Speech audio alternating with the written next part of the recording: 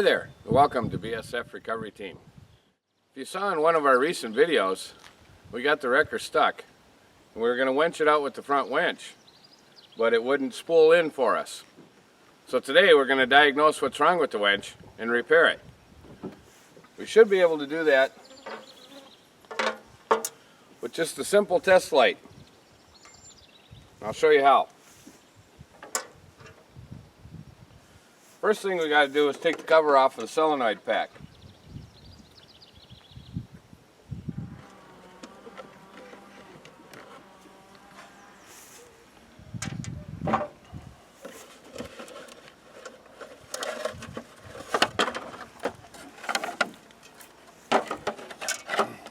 Now with the cover removed off the solenoid pack, we can get at all the wiring of the winch.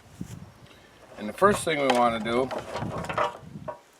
is plug in our controller.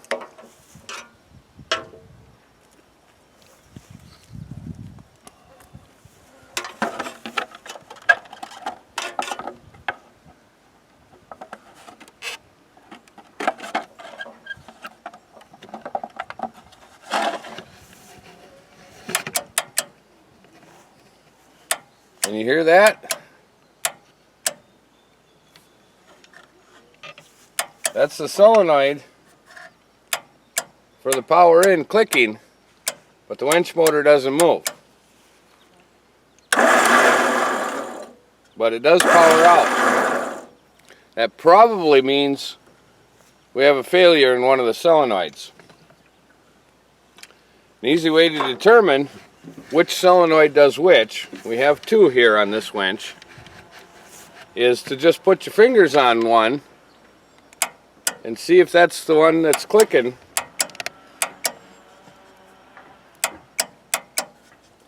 And you know what? I can't tell for sure. I think it's the front one. That's where the test light comes in.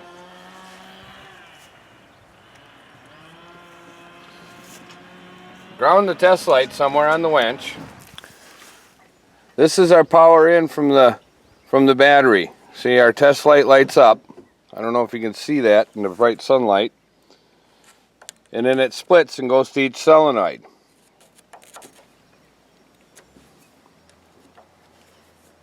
See, this solenoid and this solenoid. And then our control wires for the solenoid are here and here. Or excuse me, that's our power wire for our controller. Here's our control wires for the solenoid. This one and this one. I believe this one is the power out. Let's find out. I keep saying power out solenoid, but what I really mean is the power in solenoid. Sure enough, see that? Our power out solenoid clicks. We have juice on our control wire. But each solenoid makes two connections. When the control wire has power, it sends power out through this terminal. And then it also makes a connection across this bar through these two terminals here. The reason it has to be isolated from this side is because when this solenoid gets energized, it also sends power through this bar. But you don't want the power going back to this one. So that's why there's a split here, and that's why there's double acting solenoids. So to test my theory here, to see if our power is not getting across this gap right here when this solenoid is energized, we can do that by checking with a test light. First we'll check it here on this side. And it is getting power to this side of the bar. When we energize the solenoid, we do not have power on this side of the bar. If we go over to this solenoid, when we do power out, we're energized, and we're energized on the bar. So this solenoid, on this connection down here, the bottom half of the solenoid, is failing on us. So that means this solenoid needs to be replaced.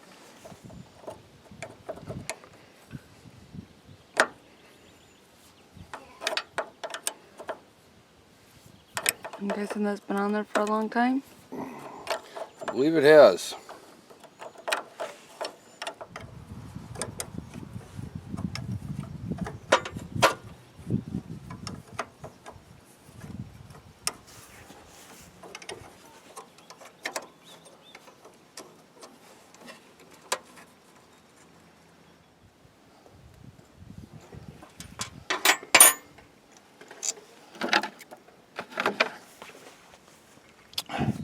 Now before I take this one apart, this is the one that has power all the time, or is energized.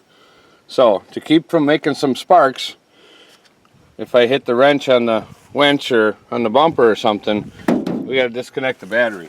What battery do you got to disconnect? Because you got two of them. I have to disconnect the other end of this cable, which is the power to the winch.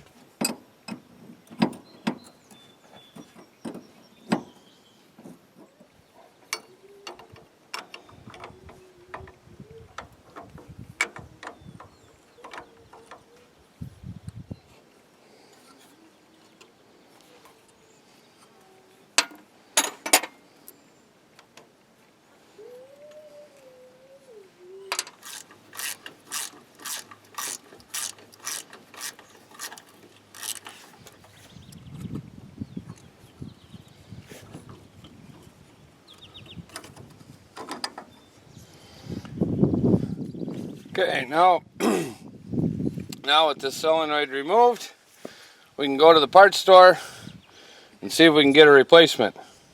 I hope they have one in stock. Well, of course the parts store didn't have one of these in stock. They didn't even sell this brand. So we had to order one. Now the one we were able to order is a little bit different. It still performs two functions, but it's no longer internally grounded. It's insulated, which means it has two small pins. One for the energized power and one to go to a ground. So we'll have to build a jumper wire to ground the solenoid. That's easy enough to do. But we have another problem. If you notice, it's a little bit smaller. And if you look real close, it doesn't stick down as far, which means we have to make some more modifications. I'll show you. If you see, when we put it in place here,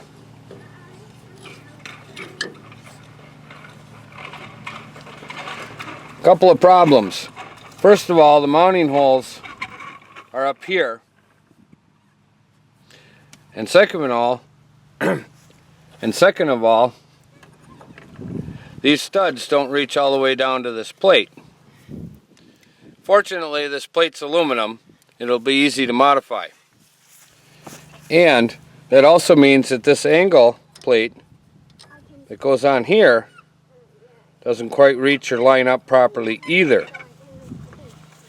But fortunately, that'll be an easy fix.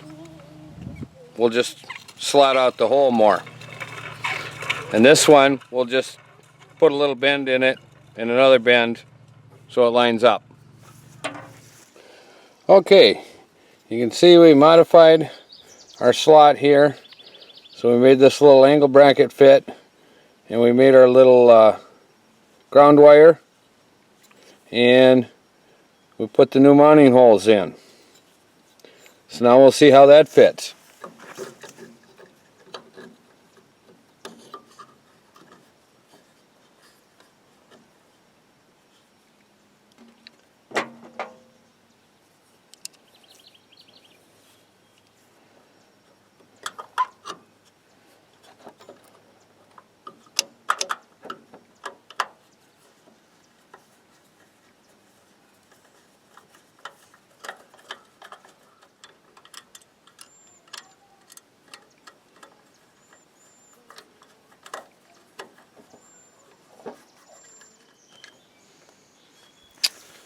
Looks pretty good.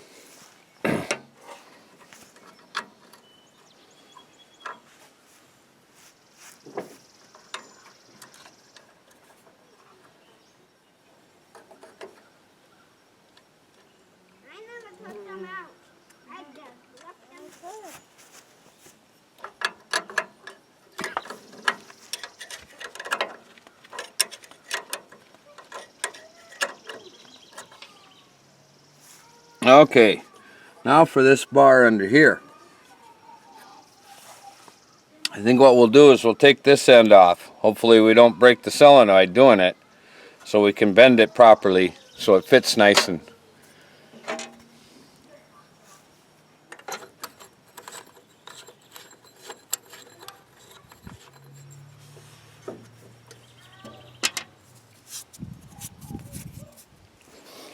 Okay, let's see if that's enough of a step or jog.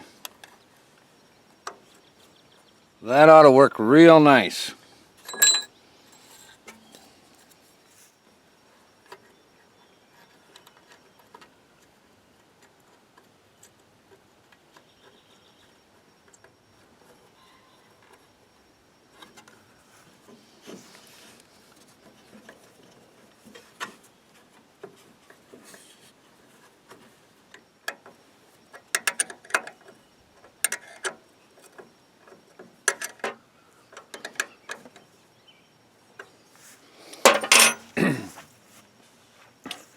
Okay, one last connection.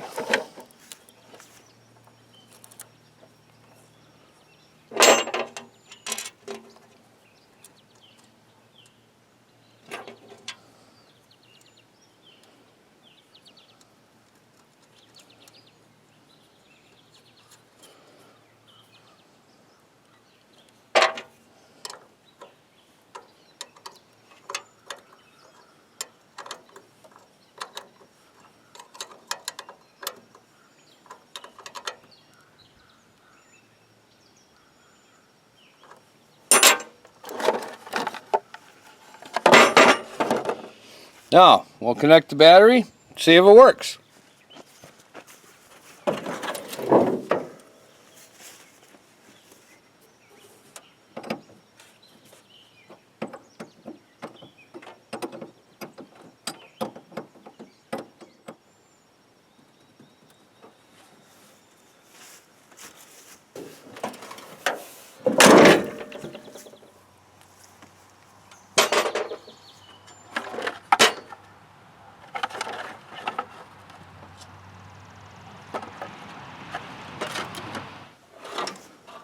And look at that, we have power in. Now that my cable is all messed up, we'll have to pull that out and re-spool it. We still have to put the cover back on too. Then, after that, we'll show you how to properly fix the cable that we temporarily repaired when we were building the truck. Thanks for watching, BSF Recovery Team.